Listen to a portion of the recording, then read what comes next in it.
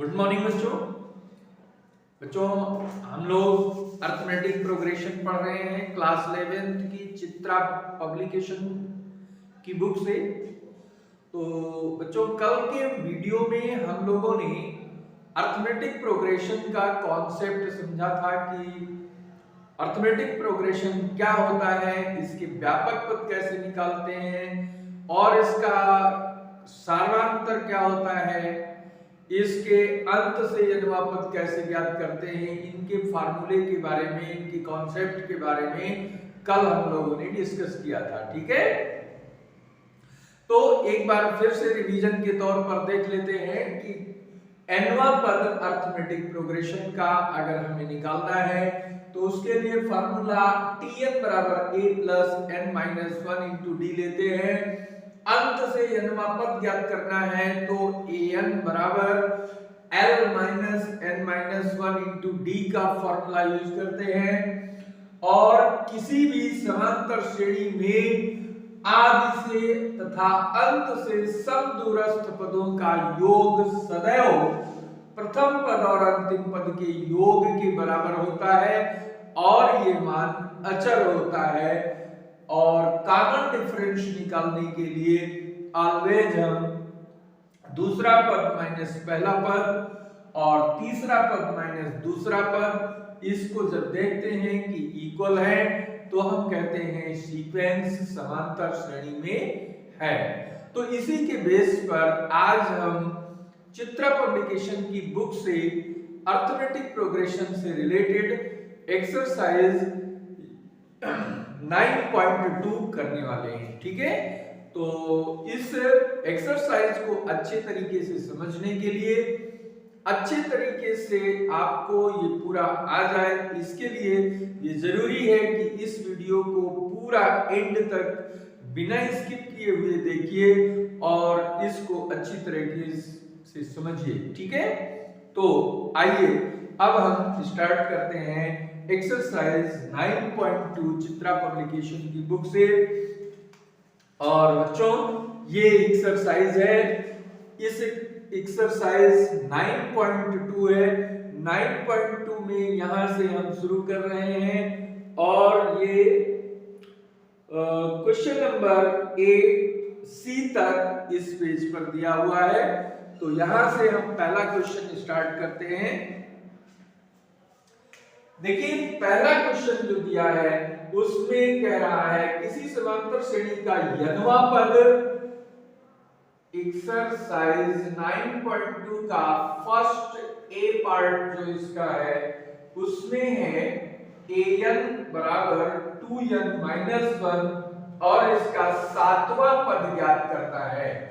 सातवां पद ज्ञात करना है तो इसके लिए हमने बताया था कि ये nवा पद कैसा है, ये जो nवा पद है वो n यानी पदों की संख्या के रूप में ये एक घातीय व्यंजक है और ऐसा कोई भी व्यंजक nवें पद का अगर प्राप्त होता है तो वो समांतर श्रेणी होती है और उसका जो n का गुणांक होता है वह उसका सारांतर होता है, कॉमन डिफरेंस होता है।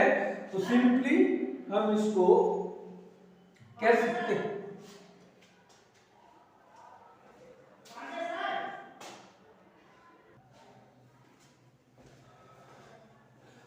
तो हम कह रहे थे कि nवा पद यहां पे दे रखा है, सातवां पद ज्ञात करना है। तो आइए देखते हैं, n की जगह पे 7 यहां पर रख देते हैं। 2 into 7 minus 1 is equal to 14 minus 1 13, इसका आंसर हो गया। अब देखो d जो है वो भी इसी तरीके से है,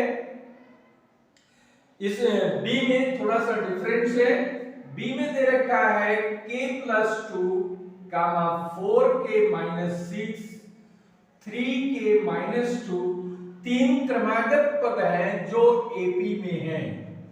तीन क्रमागत पद एपी में हैं तो k का मान सिद्ध कीजिए 3 के बराबर है। तो जैसा कि हमने आपको बताया था कि एपी के तीन पद अगर हैं तो इनके एपी के लिए हमें क्या निकालना होता है, t2 minus t1 is equal to t3 minus t2। ठीक है, इस कॉन्सेप्ट से हम जब सॉल्व करेंगे तो ये आएगा 4k minus 6 minus k plus 2 is equal to T3 हमारा है 3k माइनस 2 और T2 4k माइनस 6। सॉल्व कर लेते हैं तो ये 4k minus 6 minus k minus 2 is equal to 3k minus 2 minus 4k और ये माइनस माइनस प्लस हो जाएगा 6। ठीक है, 4k minus k this is 3k, 6 और 2 निगेटिव में है, ऐड हो जाएंगे 3k minus 4k 6 minus 2 plus 4 आएगा। इसको इधर ले आइए 3k प्लस k और माइनस 8 को ट्रांसपोज करेंगे तो 8 plus 4 finally 4k is equal to 12 therefore k is equal to 12 upon 4 4 3 जा 12 k इज इक्वल टू 3। यही हमको प्रूफ करना था, k की वैल्यू 3 लाना था। ठीक है, तो ये हमारा आंसर आ गया। ठीक है, और नेक्स्ट क्वेश्चन नंबर 2 में देखते हैं 2 का a 2 plus 7 plus 12 and so on, ये प्रोग्रेशन है और इसका 15वां पद ज्ञात करना है। ठीक है, 15वां पद ज्ञात करना है। तो 15वां पद ज्ञात करने के लिए अब इसमें सबसे पहले देखेंगे 15वां पद, यानी इसमें हमें कौन सा फार्मूला लगाना है, nवां पद का फार्मूला। तो यहां प्रथम पद 2 है, कॉमन डिफरेंस देखेंगे 7 माइनस 2 इज इक्वल टू 5 है। तो 15वां पद निकालने के लिए a15 is equal to a plus 15 minus 1 into d means 2 plus 14 into 5, d का मान 5 रख दिया और फाइनली ये आ गया 2 plus 14 5 जा 70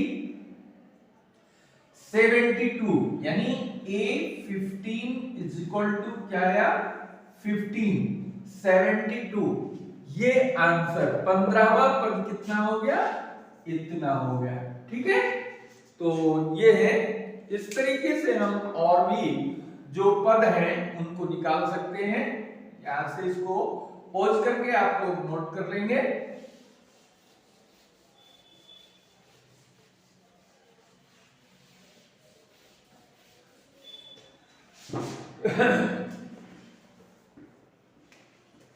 एक्सरसाइज इसी का सेकंड का बी क्वेश्चन देखिए। बी में है 9 5 1 माइनस 3 और इसका 9वां पद ज्ञात करना है। ठीक है, तो यहां पे a इज इक्वल टू है 9, d इज इक्वल टू हो गया 5 minus 9 minus 4, n is equal to 9, यानी 9वां पद हमको ज्ञात करना है। तो a9 इज इक्वल टू क्या हो जाएगा, a plus 9 minus 1 into D. a हमारे पास है 9 प्लस 9 माइनस 1 हो गया 8 इंटू डी, डी माइनस 4, तो 9 माइनस 8 चौक 32, ये हो गया माइनस 32। ये 32 में 9 घटाएंगे तो माइनस 23। ठीक है, ये आंसर हो गया। दूसरे का सी पार्ट देख लो। दूसरे के सी पार्ट में 1 comma minus 3 minus 7 minus 11 and so on. इसका समांतर श्रेणी में है, इसका nवां पद ज्ञात करना है। तो nवां पद ज्ञात करने के लिए nवां पद ज्ञात करने के लिए an is equal to a plus n minus 1 into b का फॉर्मूला लेंगे तो ये आएगा 1 plus n minus 1 into d। d कितना होगा, d is equal to minus 3 minus 1 यानी माइनस 4 आएगा। और सॉल्व कर लो इसको, माइनस 4n प्लस 4 ये आएगा 5 माइनस 4n, ये क्या है? ये है हमारा दूसरे का सी, जिसमें nवां पद पूछा गया है। क्वेश्चन नंबर 4 पे आ जाओ। क्वेश्चन नंबर 4 पे आप ध्यान दें तो यहां पे दिया गया है 3 7 11 एक सीरीज है, 3 7 11 एक सीरीज है, और इसमें कहा गया है कि 184 क्या यहां पर इसका कोई पद है, अर्थात ये कोई इस श्रेणी का कोई पद बन रहा है, यानी पद का क्रमांक हमको पूछा गया है। अगर ये श्रेणी का कोई पद है तो ये कौन सा पद है, और अगर नहीं है तो क्यों नहीं है, ये रीजन पूछा गया है। यानी जो दिया गया है उसको हम लास्ट पद मान लेते हैं। माना 184 श्रेणी का nवां पद है, ऐसा हमने कंसीडर कर लिया, nवां पद है, ठीक है। तो ये हो जाएगा an is equal to a plus n minus 1 into d. 184 ये अंतिम पद हो जाएगा। पहला पद देखो यहां पे 3 दिया है, और n नंबर ऑफ टर्म हमको पता करना है, d निकालना है, तो d बराबर क्या हो गया? 7 माइनस 3 जो कि 4 आएगा, तो ये 4 हो गया। और अब इसको सिंप्लीफाई करो, 184 माइनस 3 4n माइनस 4 बनेगा, तो 4 में 3 घटेगा, 181 प्लस 4 बराबर 4n आया। 4 1 5, 185 is equal to 4n, n is equal to हो गया 185 बटे 4, 4 चौक 16, 2 18 25, 4 छक 24, 1 25। इस तरीके से जो n का मान आया है वो भिन्न में आया है, ठीक है। यह पूर्णांक नहीं है, पूर्णांक नहीं है। पदों की संख्या ये क्या होती है? ये नेचुरल नंबर, प्राकृतिक संख्याएं होती हैं। कोई भी नंबर अगर धन पूर्णांक से अतिरिक्त कोई आता है तो निश्चित रूप से वो व्यक्त करता है कि वह इसका कोई पद नहीं है। तो इसलिए हम लिख सकते हैं, अतः 184 दिए हुए श्रेणी का कोई पद नहीं है, श्रेणी का कोई पद नहीं है। क्यों नहीं है? इसलिए नहीं है क्योंकि वह n का मान जो दे रहा है वो धन पूर्णांक में नहीं आ रहा है, ठीक है। तो इस तरीके से हमारा क्वेश्चन नंबर 4 तक कंप्लीट होता है। इसको भी पोच करके आप नोट कर सकते हैं।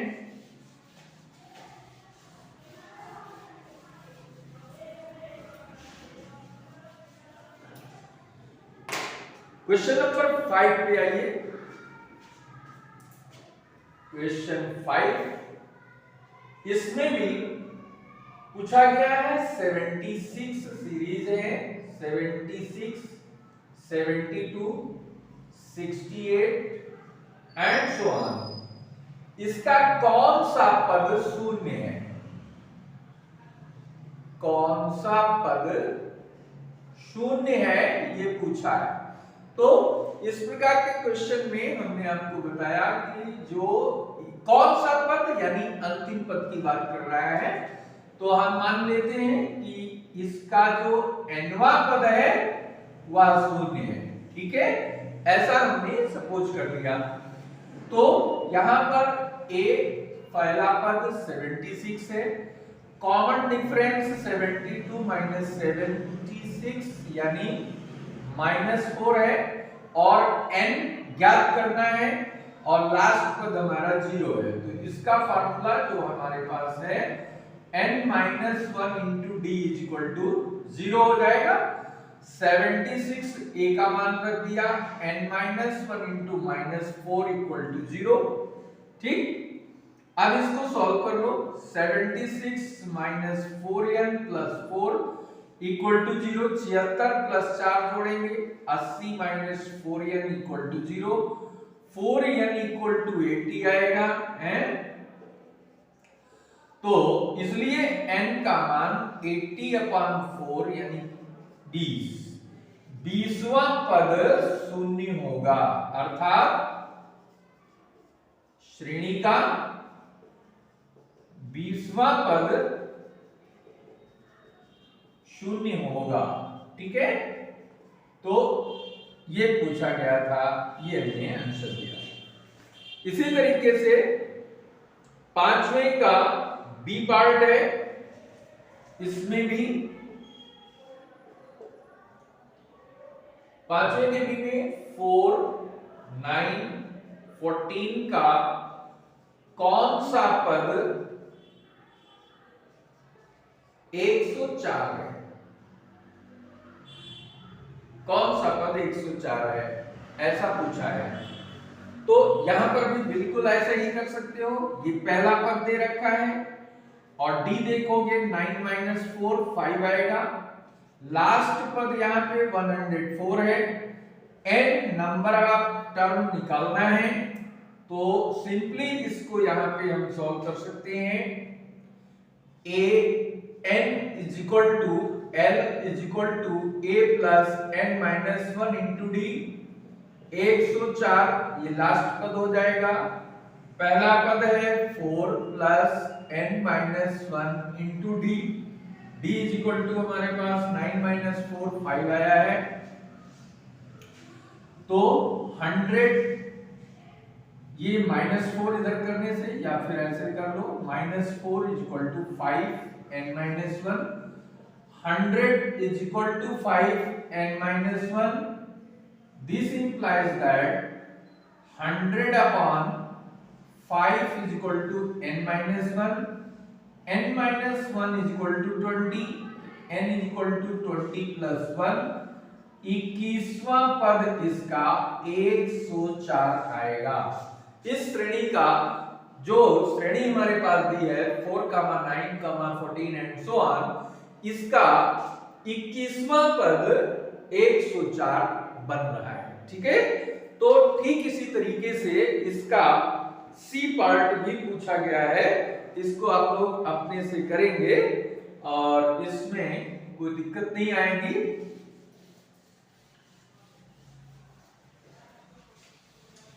कोई दिक्कत नहीं आएगी।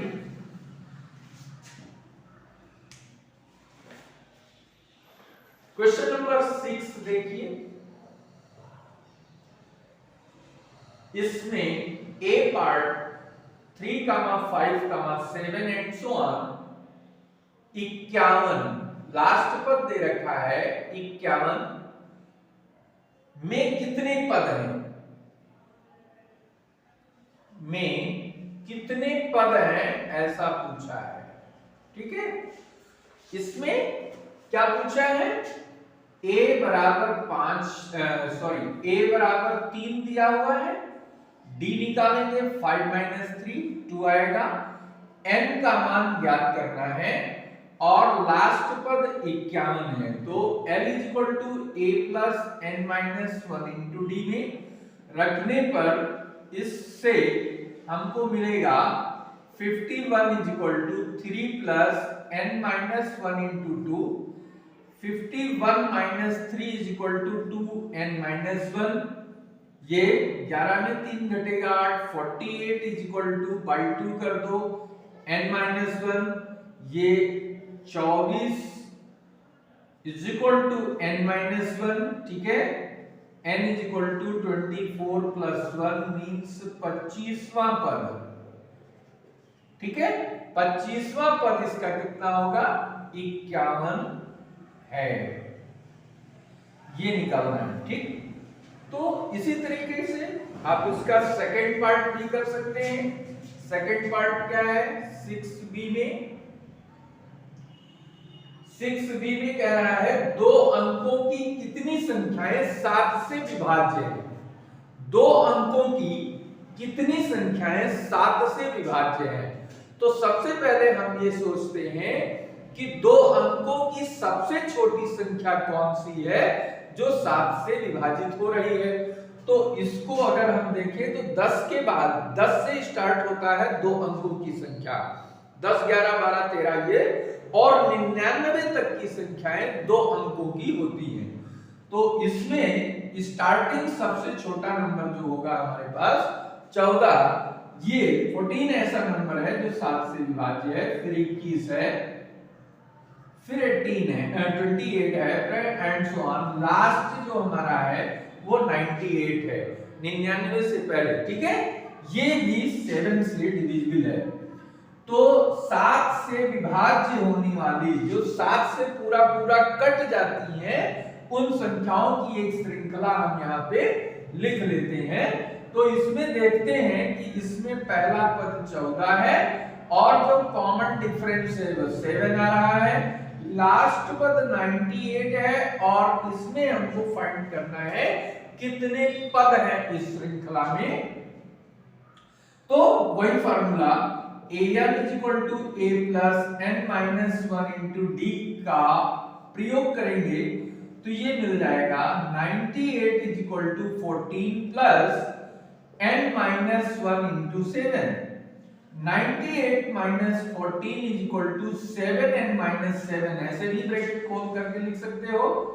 तो ये बन जाएगा 8 - 4 4 हो जाएगा, 9 - 1 18, 4 + 7 = this 7n, 7n = ये 7 4 11, 8 1 9 91, ठीक है।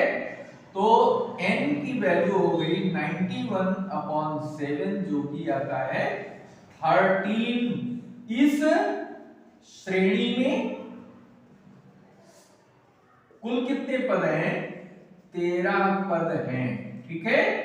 ये हो गया आंसर। इस तरीके से इनके समस्त क्वेश्चंस को हम सॉल्व कर सकते हैं। तो ये क्वेश्चन नंबर 6 हो गया।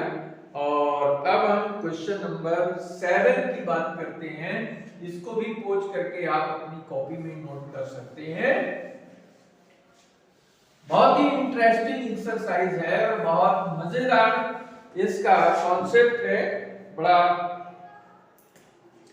अच्छा लगता है कि क्वेश्चंस को लगाने में। क्वेश्चन नंबर 7 की अगर हम बात करते हैं तो ये कह रहा है 50 पदों की एक समांतर श्रेणी है, यानी n = 50, जिसका अंतिम पद l = 101 है तथा सार्वांतर 2 है। तो इसका प्रथम पद क्या होगा, ये यहाँ पे पूछा गया है। तो इसको कैसे सॉल्व करें? बिल्कुल वही फार्मूला आपको लगाना है, l = a + n - 1 * d है। इस फार्मूले को अगर हम यूज करते हैं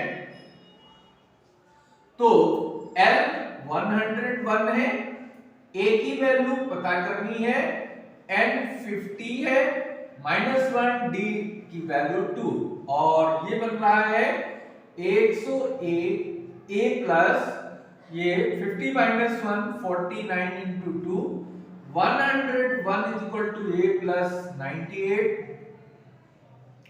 तो a = हो गया 101 - 98, तो a = 3, 11 में 8 घटेगा 3, 9 में 9 घटेगा 0। a प्रथम पद कितना आया? a = 3 आ गया, ठीक है। सेकंड, इसका 7th b की बात करें तो वो भी ऐसे ही निकलेगा। यहां पर भी कह रहा है 60 पदों की समांतर श्रेणी। 60 पदों की समांतर श्रेणी का पहला पद यहां पे दिया हुआ है 8, अंतिम पद 185। श्रेणी का सार्वांतर d ज्ञात कीजिए। सार्वांतर d इसका पता नहीं है, ये पता करना है। अब देखो, इसमें n मालूम है, पदों की संख्या, पहला पद मालूम है, अंतिम पद, और d फाइंड करना है। तो l = a + n - 1 * d, L से कंफ्यूज नहीं होना है, एल ही हमारा nth टर्म है, ठीक है। तो ये जो पद है इसी में हम एल हमारा कितना है 185, ए की value 8 plus n 60 minus 1 into d, D find करना है।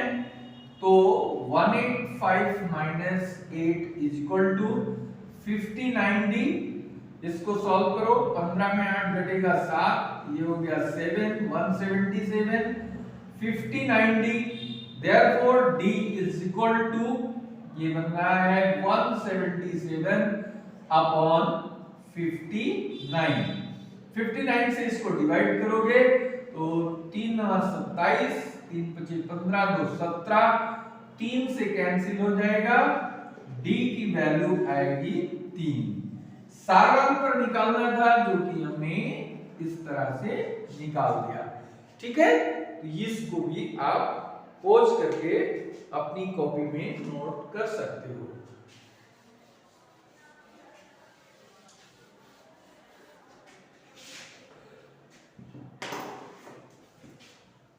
Question number 8A, question 8A, इसमें क्या है, यदि किसी समांतर श्रेणी का पांचवा पद 7 है और 17वां पद 25 है, 17वां पद 25 है और नेक्स्ट 13th पद ज्ञात करना है, 13th पद इसका ज्ञात करना है।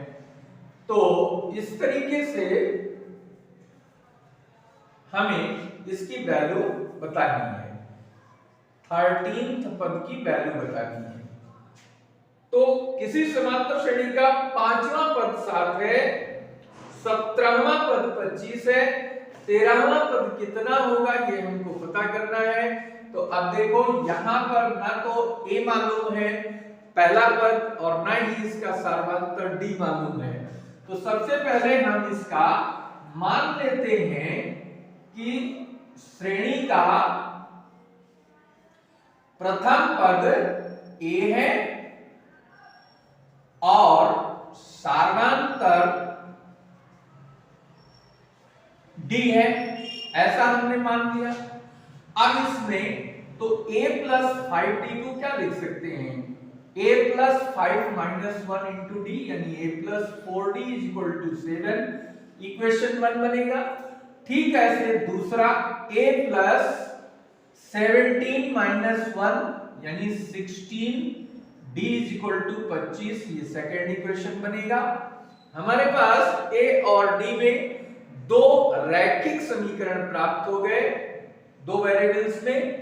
अब इन दोनों को सॉल्व करके a और d का मान ज्ञात कर लें।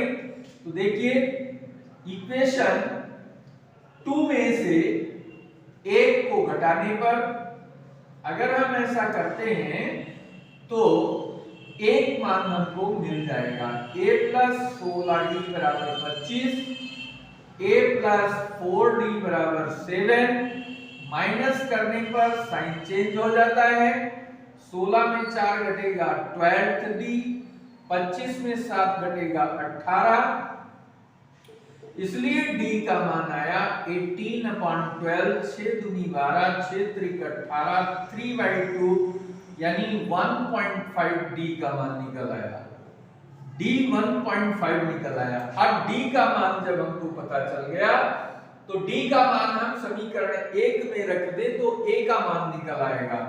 तो d का मान 1 में रखने पर, d का मान समीकरण 1 में रखने पर क्या मिल जाएगा, a plus 4 into 1.5 is equal to 7। तो ये क्या हो गया, ये बन गया a प्लस 15 चौको 60 it equal to this, a is equal to 7 minus 6, a is equal to हो गया 1। a की वैल्यू 1 निकल आई। अब a13 पता करना है तो a13 बहुत आसानी से निकल आएगा, 13 माइनस 1d, a की वैल्यू 1 है, 12 इंटू 1.5d का मान रख दो तो 12 पंचे 60, 12 एकम 12 6 18, ये हो गया 19। 13वां पद का मान क्या है? 19 है। इस श्रेणी का 13वां पद इस तरीके से हम पता कर सकते हैं। पता कर लिया है। 8वें का बी। नेक्स्ट अगला क्वेश्चन,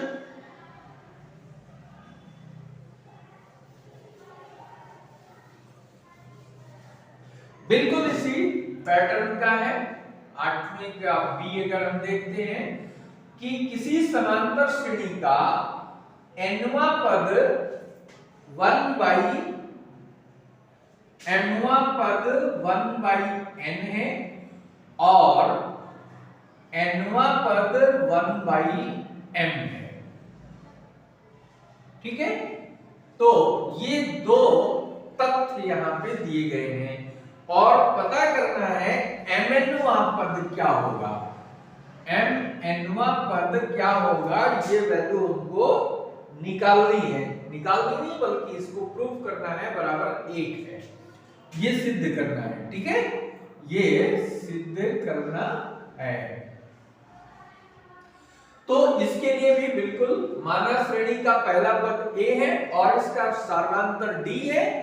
इस दो तथ्य को लेकर हम इसका मान लिख सकते हैं a plus m-1 into d is equal to 1/n। ये इक्वेशन 1 बनेगा और इसको अगर हम सॉल्व करते हैं तो ये a plus n-1 into d is equal to 1/m समीकरण 2 बनता है। समीकरण 1 में से 2 को घटाने पर 1 माइनस समीकरण 2 से क्या प्राप्त होगा? ये a plus m-1 into d is equal to 1/n as it is लिख लिया। नीचे इसको रख करके इसको घटाएंगे, d is equal to 1/m minus करेंगे, चिन्ह बदलेगा इसका। ये यहाँ पे आएगा m-1 minus n plus 1 into d 1/n minus 1/m, 1 से 1 cancel, 1m minus n into d is equal to mn, यहाँ पे एलसीएम आएगा और ऊपर होगा m-1, m-n, ये और ये कैंसिल हो रहा है। d का मान आ गया 1/mn। अब जब d का मान मालूम हो गया तो अब यहाँ पे समीकरण 1 से क्या लिख सकते हो? समीकरण 1 में d का मान अगर हम रखते हैं तो आएगा a plus m-1 into 1/mn, ये इज इक्वल टू 1/n और इसको सॉल्व करोगे तो ये आएगा m/mn minus 1/mn is equal to 1/n। m से m कैंसिल हो गया और नेक्स्ट इसको सॉल्व करोगे तो a plus 1/n is equal to 1/mn plus 1/n, 1/n cancel, a का मान निकल आया 1/mn। अब a हमको मालूम है और d को भी मालूम है तो mnवां पद हम आराम से निकाल सकते हैं। इसलिए a-mn का मान कितना होगा? a plus mn-1 into D. ठीक है, तो अब यहाँ पे इसका मान रख करके और सॉल्व करो।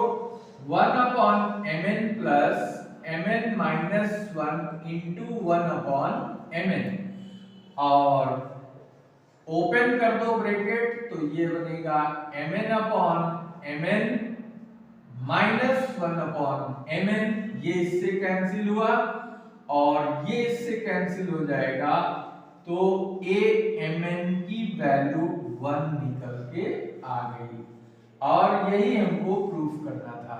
ठीक है, तो इस तरीके से क्वेश्चन नंबर 8 का 2 पार्ट हो गया है और 8वें का तीसरा पार्ट बिल्कुल सेम इसी तरीके से है। तो इसको आप खुद करेंगे, इसको हम नहीं बताएंगे आपको। और नेक्स्ट क्वेश्चन नंबर नाइन्थ में आ जाइए, क्वेश्चन नंबर 9, इसको भी पोज करके आप इसका सॉल्यूशन अपनी नोटबुक में कॉपी कर सकते हैं।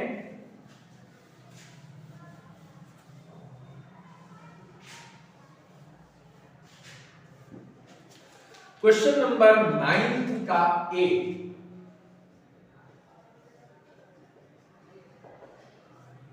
इसमें कह रहा है किसी समांतर श्रेणी का 12वां पद बराबर है, 12वां पद 5वें पद से 14 अधिक है, 5वें पद में 14 जोड़ने पर इसके बराबर होता है, और 12वें पद और 5वें पद का योग इन्होंने दिया है 36। तो फाइंड करना है यहां पर a इज इक्वल टू प्रथम पद और सारांतर, ये दोनों चीजें हमको ज्ञात करनी है। अब देखिए, इनमें हमें प्रथम पद और a और d ये दोनों चीजें मालूम ही नहीं है, तो मालूम नहीं है तो इनको हम मान लेते हैं। मान लिया हमने कि प्रथम पद जो है a है और इसका सारांतर d है, ये दोनों चीजें हमने मान लिया। अब इसको मानने के बाद हम A12 को क्या लिख सकते हैं, A12 बराबर A5 प्लस 14, तो A12 हमारा आया A plus 11D is equal to A plus 4D is equal to 14, plus 14, ठीक है। A से A कैंसिल हुआ, 11 माइनस 4D करोगे 14 के इक्वल आएगा, तो 11 minus 4 7D is equal to 14, this implies that D is equal to 7 दूनी 14, ठीक है, D का मान निकल आया।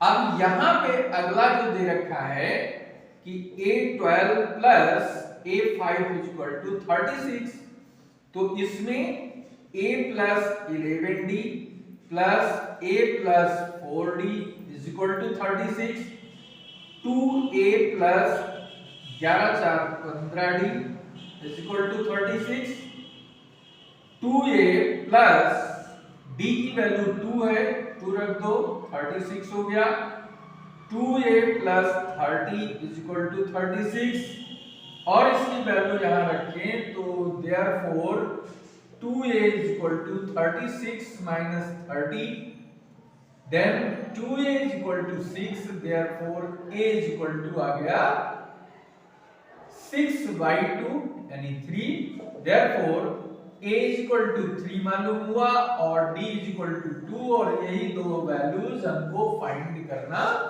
था। तो ये भी बहुत ही बढ़िया क्वेश्चन है और इसका सॉल्व आप जो है आसानी से अपनी कॉपी में नोट कर सकते हैं, ठीक है। ये अब इसके बाद हम नेक्स्ट क्वेश्चन पे आते हैं, और नेक्स्ट क्वेश्चन भी इसी तरीके से हम सॉल्व कर लेंगे।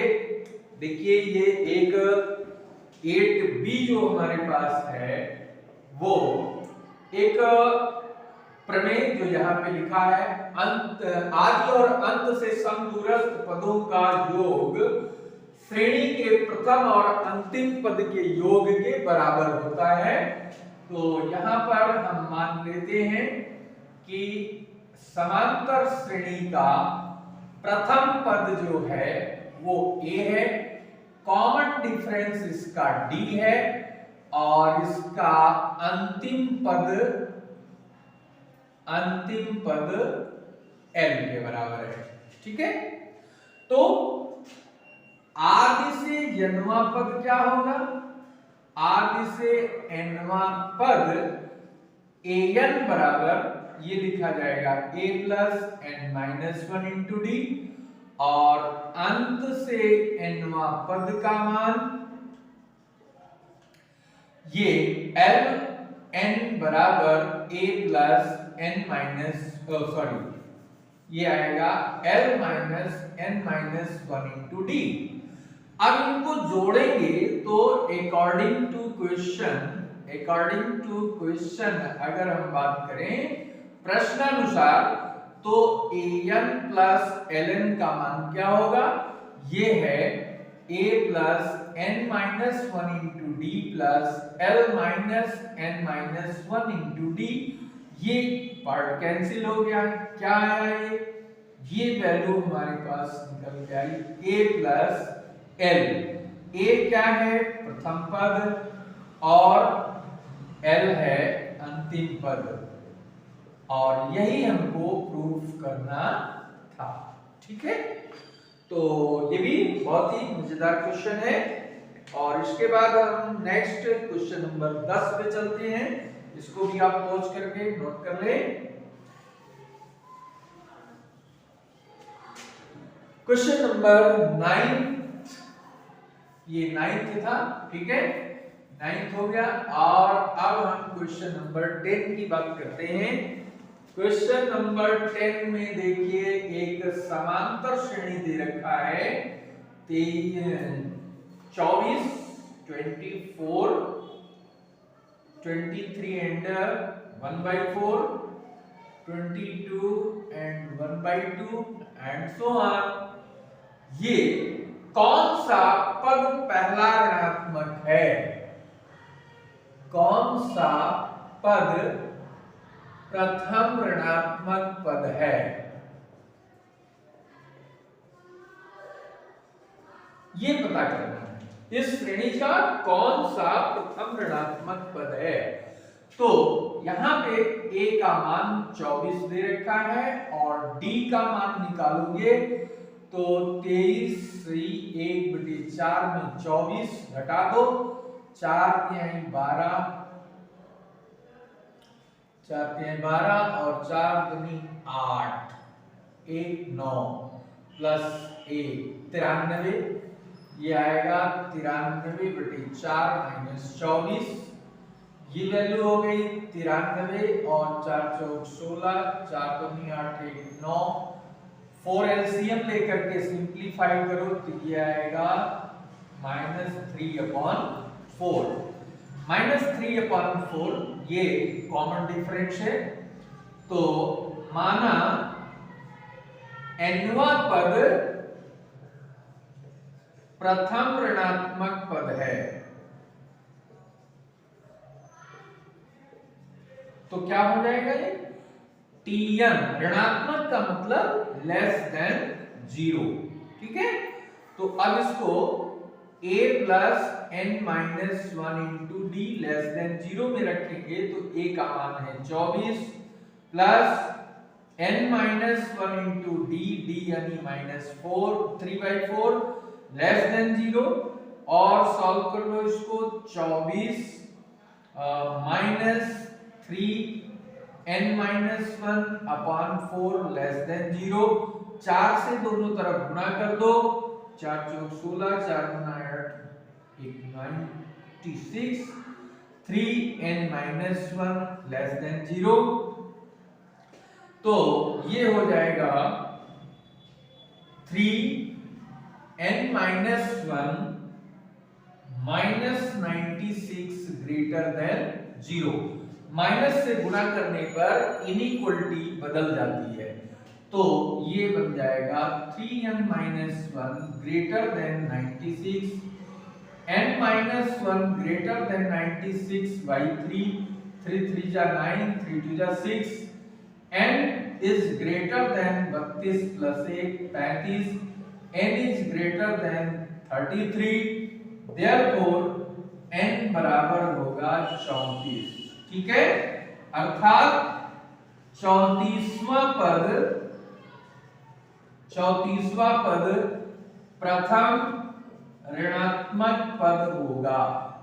34वां पद प्रथम ऋणात्मक पद होगा, यही हमको पता करना है। ठीक है, पहले हमने क्या किया, nवें पद को लेस देन 0 रखा, a की वैल्यू रखी, d की वैल्यू रखी, इसको कैलकुलेट किया और एलसीएम लेकर के सॉल्व किया, या फिर इसको 4 से मल्टीप्लाई किया, नई इनइक्वालिटी आई, माइनस से दोनों तरफ मल्टीप्लाई किया, इनइक्वालिटी की चेंज हो गई और सॉल्व करके n की वैल्यू हमने निकाल दिया। ठीक है, n की वैल्यू ग्रेटर देन 33 है, यानी उससे बड़ा मान होना चाहिए, तो उससे बड़ा पहला मान n बराबर 34 आ रहा है, अर्थात 34वां पद इस श्रेणी का प्रथम ऋणात्मक पद है। और अब इसी के साथ हम इस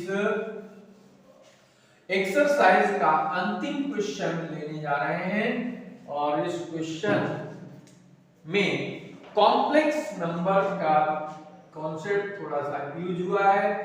11th क्वेश्चन जो हमारे पास है उसकी समांतर श्रेणी है 8 - 6i, 7 - 4i, 6 - 2i and so on. इनमें कौन से पद का मान शुद्ध वास्तविक संख्या है और कौन से पद का मान शुद्ध काल्पनिक संख्या है। तो यहां पर पहला पद है 8 - 6i और कॉमन डिफरेंस है t2 - t1, यानी 7 - 4i - 8 + 6i। इसको सॉल्व करेंगे तो -1, 6 में 4 घटेगा, प्लस 2i, तो 8 - 7 -1 हुआ, 6 - 4 प्लस 2i हुआ। ये कॉमन डिफरेंस निकल के आया। मान लेते हैं nवां पद पहले निकाल लो इसका। nवां पद शुद्ध वास्तविक संख्या है, शुद्ध वास्तविक संख्या है ऐसा हम मान लेते हैं। तो an बराबर होगा a + n - 1 × d। a का मान है 8 - 6i + n - 1 × d -1 + 2i। और इसी के अनुसार इसको सॉल्व करें तो 8 - 6i प्लस ये -1 से इसको गुणा करें तो 1 - n plus n - 1 × 2i। Real part को रियल के साथ कर दो तो ये आ जाएगा, ये रियल है तो 8 + 1 - n और प्लस i कॉमन ले लो तो 2n - 2 -6i और सॉल्व करो 9 - n प्लस i और ये वैल्यू आ जाएगी 6 2 8 यानी 2n - 8। अब ये एक कॉम्प्लेक्स नंबर के रूप में आ गया। nवां पद हमारा कॉम्प्लेक्स नंबर के रूप में आ गया। अब इसमें हम देखते हैं कि ये शुद्ध वास्तविक संख्या कब होगी। तो शुद्ध वास्तविक संख्या के लिए, शुद्ध वास्तविक संख्या के लिए हमें जरूरी है कि इसका काम जो काल्पनिक भाग है वो शून्य होना चाहिए। काल्पनिक भाग यानी imaginary part of z, imaginary part of an is equal to 0, जो कि है 2n - 8 इक्वल टू 0। तो 2n is equal to 8, n is equal to 2 4 8, यानी चौथा पद इसका जो है वो शुद्ध वास्तविक संख्या है। और पूर्ण काल्पनिक के लिए प्योरली इमेजिनरी नंबर कब होगा, उसके लिए पूर्ण काल्पनिक के लिए इसमें real part of an equal to 0 होना चाहिए, जो कि हमारे पास है 9 - n। 9 - n बराबर 0, n बराबर 9। अतः श्रेणी का 9वां पद शुद्ध काल्पनिक संख्या होगी, शुद्ध काल्पनिक संख्या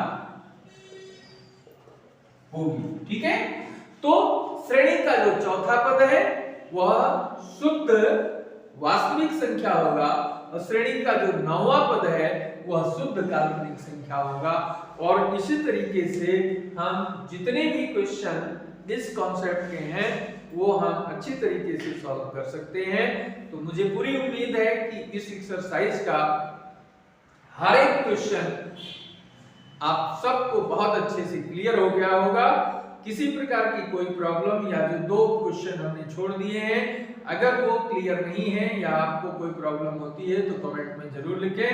वीडियो अगर आपको पसंद आया है तो ज्यादा से ज्यादा इसको शेयर करें, लाइक करना ना भूलें और जो स्टूडेंट अभी तक इस चैनल को सब्सक्राइब नहीं किए हैं वो श्योरली इस चैनल को सब्सक्राइब करके बेल आइकन दबा दें जिससे जितने नए वीडियो आप इस चैनल पे अपलोड हो उसका नोटिफिकेशन आपको प्राप्त हो जाए और आप अपने डाउट्स को, अपने कॉन्सेप्ट को क्लियर कर सकें। तो इसको जितना ज्यादा आप अपने फ्रेंड सर्कल में शेयर करेंगे या नीडी स्टूडेंट्स को शेयर करेंगे निश्चित ही उनको भी अच्छे से फायदा होगा और उसका पूर्ण लाभ आपको भी मिलेगा। ठीक है, इसी के साथ मैं इस वीडियो को यहीं पर एंड करता हूं। Thank you very much.